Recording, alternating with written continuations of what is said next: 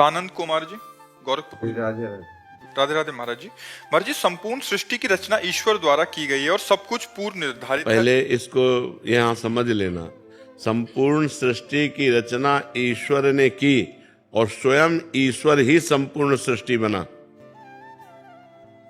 ये बात समझ रहे हो? संपूर्ण सृष्टि की रचना करने वाला भी वही और जो रचना की गई वो भी वही बना हुआ है, दूसरा कोई नहीं है। वही परमात्मा एकोहम बहुश्यामा, मैं एक बहुत रूपों में हो जाऊं, वही बहुत रूपों में है। अब प्रश्न करो। महाराज जी, सब कुछ पूर्व निर्धारित है, तो किसी व्यक्ति द्वारा प्रारंभ में गलत कर्म और किसी के द्वारा सही कर्म क्यों किए जाते? मनुष्य शरीर में पूर्व निर्धारित सुख और दुख है, कर्म नहीं। कर्म निर्धारित नहीं है। जो हमने पूर्व में पाप कर्म किए और जो पूर्व में पुण्य कर्म किए, उसके मिश्रण से हमारे शरीर की रचना हुई। तो हमको कभी पाप का फल दुख मिलेगा, कभी पुण्य का फल सुख मिलेगा। लेकिन नवीन जो कर्म हो रहे हैं वो पूर्व प्रारब्ध से नहीं हो रहे, वो हमारी बुद्धि की मलिनता से हो रहे हैं, हमारे मन की चंचलता से हो रहे हैं। इनको पुनः आगे चलकर भोगना पड़ेगा। समझ पा रहे हो? कर्म हमारे पूर्व की प्रेरणा से नहीं हो रहे, फल पूर्व की प्रेरणा से आ रहा है। जैसे आपने बहुत पढ़ाई लिखाई की, बहुत मेहनत की, लेकिन आपका पूर्व पाप बहुत अधिक है, आपकी नौकरी नहीं लगने देगा, आपका व्यापार सफल नहीं होने देगा, आपको घुटने टिकवा देगा, हर विपत्ति दुख। तब आप कहोगे मैं तो इतनी मेहनत करता हूं। कर्म आपने बहुत अच्छे किए अभी, लेकिन पूर्व का पाप आपको बहुत बलवान, इसलिए आपको उठने नहीं दे रहा। और कुछ ऐसे हैं जिनके ज्यादा दिमाग भी नहीं है, जो ज्यादा प्रयत्न भी नहीं कर रहे और पाप आचरण भी कर रहे हैं, लेकिन उनकी उन्नति होती चली जा रही है। वो पूर्व का पुण्य उनका साथ दे रहा है। अभी का कर्म आगे उनको भोगना पड़ेगा। जो पूर्व का पुण्य है वो उनका उत्थान कर रहा है। बात समझ पा रहे हो जी? शालिनी जी, राधे राधे। राधे राधे महाराज जी। महाराज जी, जब जीवन में अत्यधिक तनाव और मानसिक दबाव आता है तो मन इतना भारी हो जाता है नहीं, कि सोचने तनाव आने समझने क्यों की दे? शक्ति नहीं रह जाती। मानसिक दबाव होने क्यों दे? यदि हम नाम जप कर रहे हैं भगवान का और भगवान का चिंतन कर रहे हैं तो तनाव आएगा ही नहीं।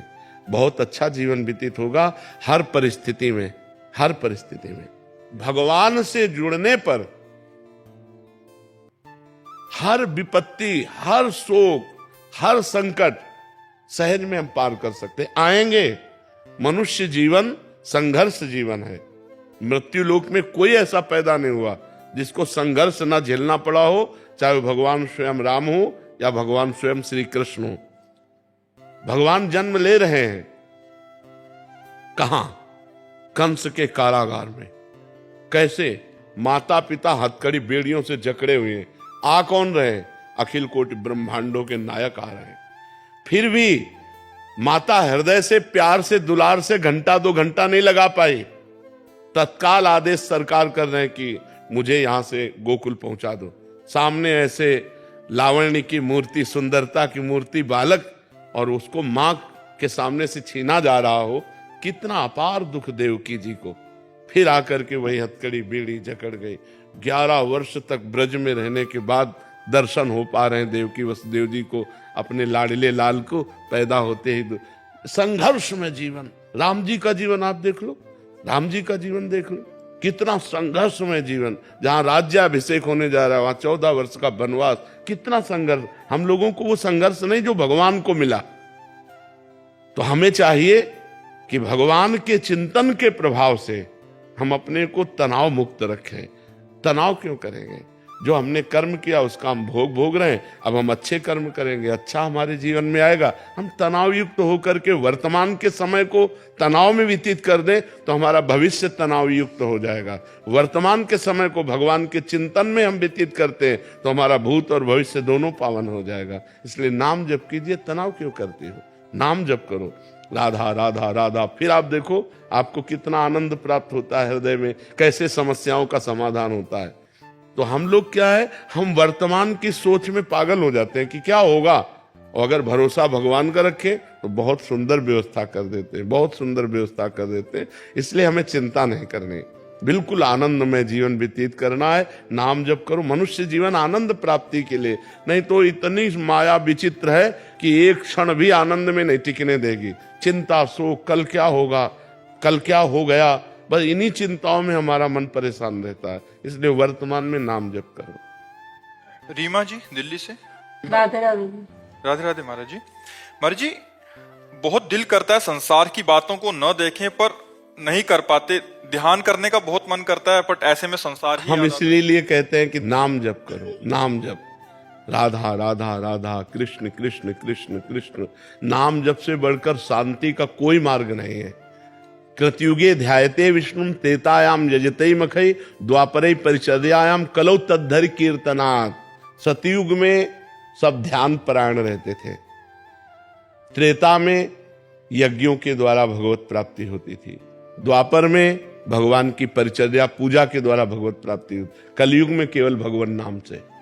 इतना मलिन युग है, इसमें इतनी मलिनता छाई हुई है कि आप ध्यान क्या करोगे? आंख मूंद के देखो, मन चंचल है, इधर उधर भाग रहा है, अंधेरा छा रहा है, तो क्या ध्यान करें? राधा राधा राधा राधा, नाम जप करो, नाम जप से कलयुग केवल नाम आधारा, सुमिर सुमिर नर उतर ही पारा।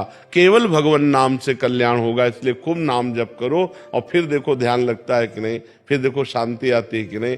सिर्फ भगवान नाम, ये हम इसलिए कह रहे हैं, पूरे जीवन का अनुभव करके कह रहे हैं। हमारा कोई और कार्य नहीं रहा, बचपन से लेकर अभी तक केवल भगवान ही कार्य रहे हैं, तो उसका अनुभव करके हर साधनों को देख करके तब बोल रहे हैं कि सबका मंगल इसी से होगा। बस राधा राधा राधा राधा, जितना नाम जप करोगे उतना ही आपके पाप नष्ट होंगे, उतना ही आपकी बुद्धि और मन पवित्र होगा, उतना ही आपको आनंद मिलेगा और भगवत प्राप्ति बिल्कुल संशय नहीं। अभी राधा बोला प्राण निकल जाए, अभी श्री जी मिल जाएंगे। जब पुत्र के बहाने नारायण बोला तो भगवत प्राप्ति हो गई, और हम जानबूझकर नारायण नारायण बोलेंगे, राम राम बोलेंगे, राधा राधा बोलेंगे तो हमको भगवत प्राप्ति नहीं हो जाएगी। इसलिए खूब नाम जप करो। पूजा कटारिया जी यूएसए से। राधे राधे महाराज जी। महाराज जी, आजकल लोग पैसा, नौकरी या जल्दी प्रसिद्धि पाने के लिए मतलब व्यवसाय की खोज में लग जाते हैं और कुछ समय बाद मतलब जब जीवन में कुछ घटनाएं महसूस करते हैं तो फिर मोह माया लगता है, फिर समझ नहीं आता कि हमारी आत्मिक उद्देश्य क्या है। महाराज जी, हमारी देखो, हम ये बात काट नहीं सकते कि हमको आधुनिक उन्नति भी चाहिए, हमको रुपया भी चाहिए, हमको वस्त्र भी चाहिए, हमको भोजन भी चाहिए, हमें प्यार करने वाला भी कोई चाहिए, हम प्यार जिसको करें ऐसे भी चाहिए। मनुष्य जीवन की ये मांगे हैं। लेकिन अगर हमारा भगवान से विमुख जीवन रहा तो इसकी सत्ता नहीं है, ये टिकाऊ नहीं है। मान लो अभी हमारे प्राण निकलने की बात आ जाए तो ना मेरा शरीर, न मेरा पति, न मेरा पुत्र, न मेरा बैंक बैलेंस, कुछ मेरा नहीं रह जाएगा। हमें अंतिम समय के लिए भी सोचना है। तो जब हम अंतिम समय के लिए सोचकर अभी धर्म से चलेंगे और भजन से करेंगे, भगवान का भजन करेंगे, तो सब हमारा ठीक हो जाएगा। अगर भगवान से विमुख हो गए तो सब गड़बड़ हो जाएगा, हाथ में कुछ नहीं रहेगा। आजकल सब लोगों की जो ये मान्यता है कि हमको किसी भी प्रकार से धन मिलना चाहिए, ये बड़ी हानिकारक है। धन चाहिए पर किसी भी प्रकार से नहीं चाहिए। हम मेहनत की कमाई से हम अपने परिवार का पोषण करेंगे। ये जो शॉर्टकट से जाते हैं ना, वो नष्ट हो जाते हैं, वो सफल जीवन नहीं है। जैसे हम अधर्म करके, चरित्रहीन बन करके, नाना प्रकार के पापाचरण करके धन कमाने की कोशिश करें तो हम नष्ट हो जाएंगे। अब 2-4 बार सफल हो सकते हैं, थोड़ा हम एकत्रित भी कर सकते हैं, लेकिन एकदम ऐसा आएगा सब नष्ट हो जाएगा, सब नष्ट हो जाएगा। ऐसे कितने उदाहरण हैं कि पाप के द्वारा बढ़े और मिट्टिया मेट हो गए, जिसे कहते हैं मिट्टी में मिल जाना, मिट्टी में मिल गए। हम कहते हैं दीपक की तरह जलो, लेकिन जलते रहो। हाइलोजन की तरह मत जलो कि फ्यूज हो जाओ।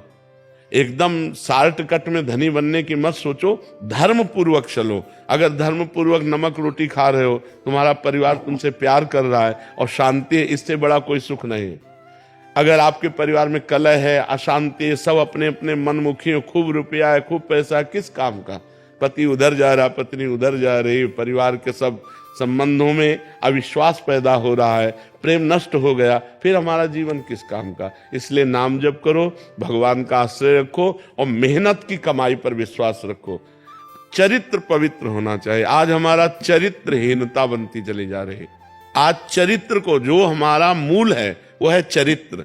हम देखो रामचरित्र गायन करते हैं, भगवान का पावन जस गायन करते हैं। क्यों? रावण क्या विद्वान नहीं था क्या? रावण क्या उत्तम कुल ब्राह्मण में नहीं जन्मा था? समझो, उत्तम कुल पुलस्त करनाती, लेकिन वो चरित्रहीन था, इसलिए उसे राक्षस कहा गया। हम लोग चरित्रहीनता पर, धन की इतनी महानता बढ़ गई हमारे दिमाग में कि कुछ भी करना पड़े। आजकल बहुत ही धन की प्रधानता, जंजीर पकड़ के खींचा, वो मुंह भरा गिर गए, उसको कोई मतलब नहीं कि उसको क्या लगे। कितनी कठोर वृत्ति हो गई। वो हमारी माँ भी तो ऐसी है, माँ जैसी ही वो तो है, कोई भी स्त्री हो और उसके साथ ऐसा बर्ताव। ये धन की प्राप्ति के लिए देखो राक्षसी भाव आ गया, तनिक भी अंदर दया नहीं, तनिक भी अंदर करुणा नहीं। तो हमें लगता है अपने अपने पदों में, अपने अपने कर्तव्यों में धर्म पूर्वक हम चले। हम नाना प्रकार से जो अधर्म पूर्वक धन आता है उसके द्वारा बड़ा होने की कोशिश न करें। नहीं माना कि आप बड़े होगे, कैसे बड़े होगे? जैसे दो आदमी एक आदमी के हाथ पैर पकड़कर ऊपर ले जा रहे हैं 7वें मंजिल पे, तो वो समझ रहा है कि हमको तो लिफ्ट से भी नहीं जाना पड़ा, दो आदमी, लेकिन वो तुम्हें वहां सुख देने नहीं जा रहे, ऊपर से पटकने जा रहे तुम्हें।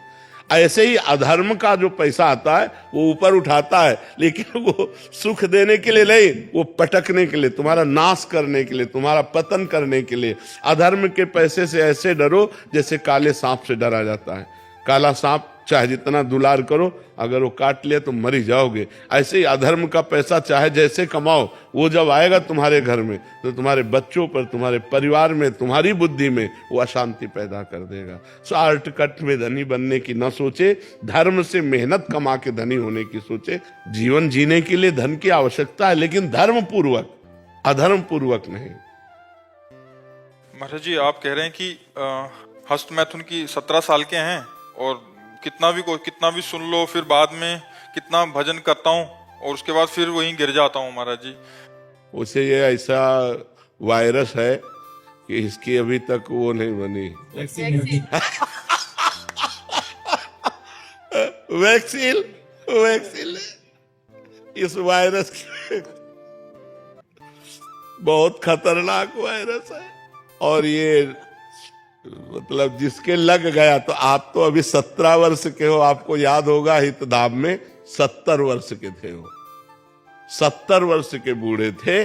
और उन्होंने खड़े होकर के सभा में कहा था कि हमारी आदत ऐसी है, मैं आज तक छुटकारा नहीं पाया। अगर इसको आप हठ पूर्वक रोक पाओ तो रोक सकते हो, अन्यथा नहीं रोक सकते। अन्यथा तो जब आवेश आएगा तो फिर आप अपने सब धर्म कर्म भूल जाएंगे और आपसे गलत आचरण बन जाएगा। ये बहुत खतरनाक आदत है। भगवान बचावे, भगवान बचावे, नहीं तो सोते सोते हो जाएगा। महाराज जी ये कहते हैं कि कलयुग का प्रभाव है, मतलब ऐसा होता है? नहीं, युग का प्रभाव अगर हो तो फिर साधु महात्मा कोई भजन कर ही न पावे। युग में तो कलयुग समयुग आन नहीं, जो नर कर विश्वास, गाय राम गुण गण विमल भव बिन तरई प्रयास। बिना प्रयास के संसार समुद्र से पार करने की सामर्थ्य कलयुग में है, यदि भगवान का नाम जप किया जाए। कलयुग समयुग आन नहीं, जो नर कर विश्वास। कह रहे हमारी बात पे विश्वास कर लो, कलयुग के समान महान कोई युग भी नहीं है। हाँ, थोड़े समय के भजन से भगवान की प्राप्ति करा देता है। अब गलत आचरण करो, कलयुग को हस्त मैथुन करो तुम और दोष देव कलयुग यार मतलब गजब की बात है। बेचारा कलयुग भी सोच रहा होगा कि ये हमारे राज्य में हमको क्यों थोप रहे हैं। अरे गलत तुम करो, कहते जो सब कलयुग कर रहा है, ऐसा नहीं यार, थोड़ा हमें सुधरना। लोगों की दृष्टि ऐसी बन रही है महाराज जी, जैसे कोई बच्चियां पढ़ने आते हैं स्कूलों में तो बड़े बड़े लोगों की दृष्टि खराब होती जा रही है महाराज जी। भजन न करेंगे तो बैठे करेंगे। आजकल के जो मनुष्य हैं उनकी ऐसी बुद्धि गिरती जा रही है कि अगर कोई लड़की को छेड़ रहा तो वीडियो बना सकते हैं, लेकिन वो बचा नहीं सकते। मतलब कोई भी घटना घट रही है, मतलब ये बड़ी समस्या आ रही है हमारे समाज में कि वीडियो तो उसकी बन जाएगी, आपको वीडियो मिल जाएगी, लेकिन वो जहां बचाना चाहिए वहां, हाँ वीडियो तो कोई खास बात नहीं, खास बात उस बच्ची को बचाओ, खास बात है उस आदमी को बचाओ जो संकट में पड़ा हुआ है। तो ये अध्यात्म के बिना ये ज्ञान नहीं आता है। अब अध्यात्म तो ना जवान स्वीकार कर रहे हैं, ना बूढ़े स्वीकार कर रहे हैं, तो इसीलिए भजन करना चाहिए। प्रदीप दुबे जी, राधे राधे महाराज जी। महाराज जी आप कह रहे हैं कि आप जिला न्यायाधीश हैं। महाराज जी आपका एक प्रश्न है कि भगवान श्री कृष्ण द्वारा अन्याय पर न्याय की विजय हेतु अपनाई गई कूटनीति छल आज वर्तमान समय में कितनी प्रासंगिक है? न्याय के पद पर बैठा कोई व्यक्ति द्वारा उसे अपनाना कितना उचित है? उसमें सामने वाले का अहित न हो, भगवान ने कभी दुर्योधन का अहित नहीं चाहा है। उनके हित के लिए स्वयं संधि दूत बन करके भी गए हैं। भगवान ने कभी किसी का अहित नहीं, अमंगल नहीं चाहा है। जब भगवान से कोई शत्रुता की है तो फिर उसको मार करके परम पद प्रदान किया है, कभी अहित नहीं किया। हम परम पद तो नहीं प्रदान कर सकते किसी को, लेकिन अगर एक व्यक्ति के द्वारा समाज का बहुत बड़ा अहित हो रहा है तो अब हमारी हित की भावना उसका नाश कर देगी, और उसका नाश करना आवश्यक है। जैसे हमारे किसी अंग में कैंसर हो जाए तो पूरे शरीर का नाश हो जाएगा, तो ये हित है।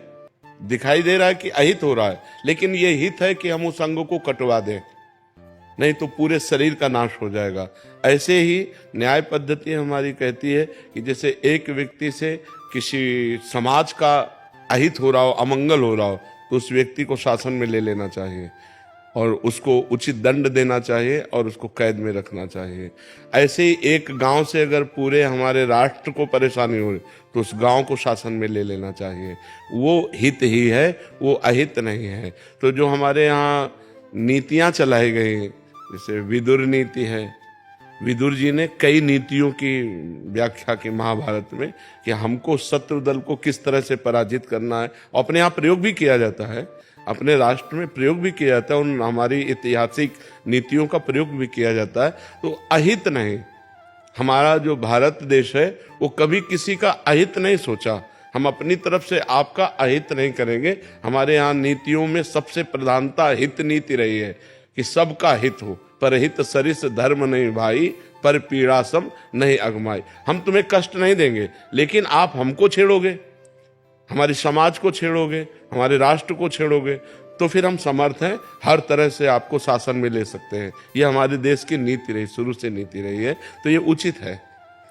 छल भी उचित है, छल भी उचित है, क्योंकि अगर हमें शत्रु बलवान है और उसको पराजित करना है तो हमको छल का प्रयोग करना होगा। भगवान ने स्वयं किया, जैसे अश्वत्थामा मरो, क्योंकि गुरु द्रोणाचार्य जी को परास्त करना संभव।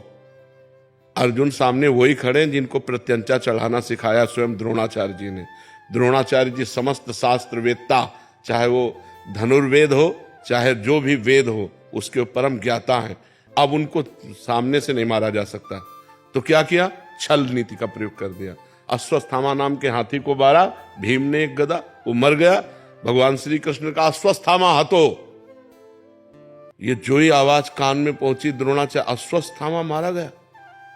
युधिष्ठिर जी की तरफ देखा और कहा अश्वस्था, तो उनका अश्वत्थामा हतो, और जो भी बोले नरो या कुंजर, उसमें शंख ध्वनि हो गई। यद्यप वो सत्यवादी धर्मराज युधिष्ठिर थे, एक भी शब्द कहीं मिस्टेक ना हो, पर मिस्टेक कर दिया। भगवान ने आदेश किया था तुम्हें इतना ही केवल कहना अश्वत्थामा हतो। अब नरो या कुंजरो तुम कैसे, तुम जानते हो कुंजर मारा गया, इसलिए नरक की प्राप्ति कुछ मिनट के लिए हुई थी महाराज युधिष्ठिर। बस तुरंत जो ही उन्होंने धनुष बाण रखा तो धृष्टद्युम्न ने गर्दन उतार ली द्रोणाचार्य जी की। ऐसे ही भीष्म जी के साथ छल विद्या का प्रयोग हुआ। जे ही शिखंडी को तैयार करके सामने पेश किया गया तो भीष्म जी की दृष्टि में अम्बा आई थी, स्त्री पर अस्त्र चलाना उनका व्रत नहीं था। उन्होंने जे अस्त्र रखा, मार बाणों उनको सरसैया पे गिरा दिया। तो भीष्म जी को भी कोई आज सामने से परास्त कर सके ललकार के, ऐसा त्रिभुवन में कोई पैदा नहीं हो सका था। गंगा पुत्र भीष्म, भगवान के साक्षात बल से बलवान।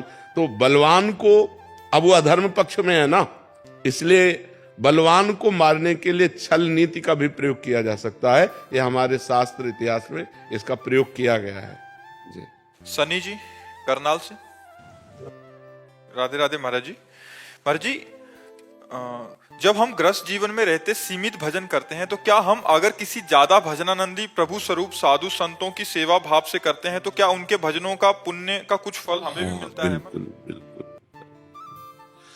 अगर संत से संभाषण श्रद्धा पूर्वक कर ले तो उस दिन के भजन करने का 6वां हिस्सा उसको मिल जाता है। संभाषण, जैसे प्यार से हम श्रद्धा पूर्वक दैन्य भाव से किसी संत से संभाषण कर ले तो उस दिन जो संत का भजन हुआ है उसका 6वां हिस्सा उसको मिल जाता है। फिर कहें उनका चरणोदक उतारें, उनकी आरती करें, उनको बैठाल के भोजन पवावें और मृदु भाषण से उनकी स्तुति करें, तब तो क्या कहना है इससे। ये तो सीधे भगवत प्राप्ति का उपाय है, सीधे भगवत प्राप्ति का उपाय है। हरि को निज यस ते अधिक, भक्तन यस पर प्यार।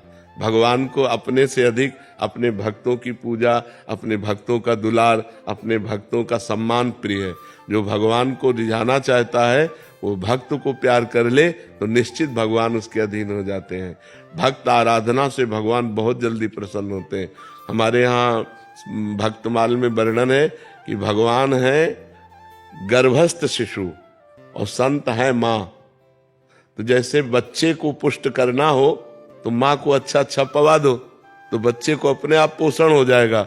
ऐसे गर्भस्थ शिशु की तरह भगवान है और उस गर्भस्थ शिशु की माँ स्वरूप संत है। अगर संतों को पवा दो तो उनके हृदय में विराजमान भगवान प्रसन्न हो जाते हैं।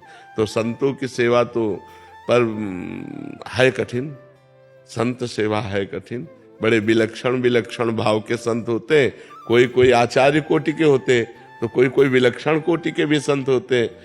एक संत भगवान को एक भक्त खीर पवा रहे थे तो उनका एक चम्मच और ले लो, मना कर दिया। उन्होंने एक चम्मच डाल दिया और खींच के एक थप्पड़ मारा उनके। वो ऐसे गंभीर रहे। जब वो खा पी चुके तो साष्टांग दंडवत की, गांव के किनारे टिके थे, विचरण करने वाले थे। दूसरे दिन फिर गए और साष्टांग दंडवत की, कहा महाराज जी घर पधारो। उनका कल तुम्हें एक थप्पड़ मारा था, बुरा नहीं लगा? बोले महाराज जी ये तो आपका कृपा प्रसाद था। बोले तुम्हारी संत सेवा सफल हुई। तो इतनी क्षमता हो, नहीं तो फिर ये आ जाए ना हम एक चम्मच खीर ही तो और ज्यादा डाला था, कोई जहर थोड़ी डाला था, तो थप्पड़ क्यों मार दिया? संत से गर्मी दिखा दे, लेकिन नहीं, दास स्वभाव से। अलग अलग संतों का स्वभाव होता है। अगर हम संत सेवा कर ले गए तो भगवान अधीन हो जाएंगे, पक्का समझो। श्री हरिपाल जी नाम के एक महाभागवत हुए हैं। उनके गुरुजी ने जब उन्होंने प्रश्न किया कि मुझे भगवान का साक्षात्कार गृहस्थी में रहते हुए कैसे हो जाएगा, तो उन्होंने कहा कि अगर भक्तों की सेवा बन जाए, संतों की रोज सेवा हो, तो एक दिन भगवान स्वयं मिलने आ जाएंगे। तो उन्होंने अपने गुरु वचनों का पालन किया, संत सेवा प्रारंभ कर दी। तो संतों को श्रद्धा और भाव चाहिए। तो अब जहां किसी संत की सेवा होती तो वो संतों से कहता यार कभी उधर जाना तो हरिपाल जी के यहाँ जरूर जाना, बहुत सुंदर संत सेवा करते हैं, बड़े सुंदर भगत हैं वो। अब वहां संतों की मंडलियां आने लगी। अर्थ सीमित था, धीरे धीरे सब संत सेवा में। यहां तक हालत हो गई कि अब संत आए तो अब उनका भोजन प्रसाद कैसे हो। तो उन्होंने विचार किया कि अब मैं चोरी करूंगा। जंगल का रास्ता था तो खड़े हो जाते और जो निकलता तो मारते नहीं थे पर दूर से भाला दे। अगर कंठी तिलक है तो नहीं, और रामकृष्ण बोल दिया तो नहीं, अरे राम, तो फिर नहीं, फिर जाओ, फिर चोरी। वो जो रामकृष्ण न बोले और जिसके कंठी तिलक न हो, और विचार किया कि उसका भी मंगल हो जाएगा। तो रुपया 2 रुपया 4 रुपया जो मिलता उससे जाके अन्न लाते और संत को पवाते। अब ये धीरे धीरे प्रचार प्रसार हो गया कि अगर राम बोल दे, अगर गले में कंठी हो तो इधर चोरी नहीं होगी, नहीं तो चोर सब चुरा लेते हैं। तो अब वो जो निकले उस रास्ते से तो राम ही राम कहते निकले। अब चोरी वाला भी काम खत्म। अब संत वहां, तो एक दिन वो बहुत अंदर से विचार किए कि क्या करूं। गांव के बाहर बैठे, अब जो निकले वहां से राम राम राम, क्योंकि पता है इस गली में चोर लगते। तो अब वो बैठे विचार, अगर आज मुझे कुछ ना मिला, हमारे संत भगवान भूखे चले जाएंगे तो हमारा वर्षों का नियम टूट जाएगा। भगवान का चिंतन कर रहे थे। द्वारिकाधीश भगवान सजने लगे। ये हार, ये करधनी, ये बाजूबंद, सब स्वर्ण आभूषण। रुक्मिणी जी ने कहा प्रभु आज कहीं जा रहे हो क्या?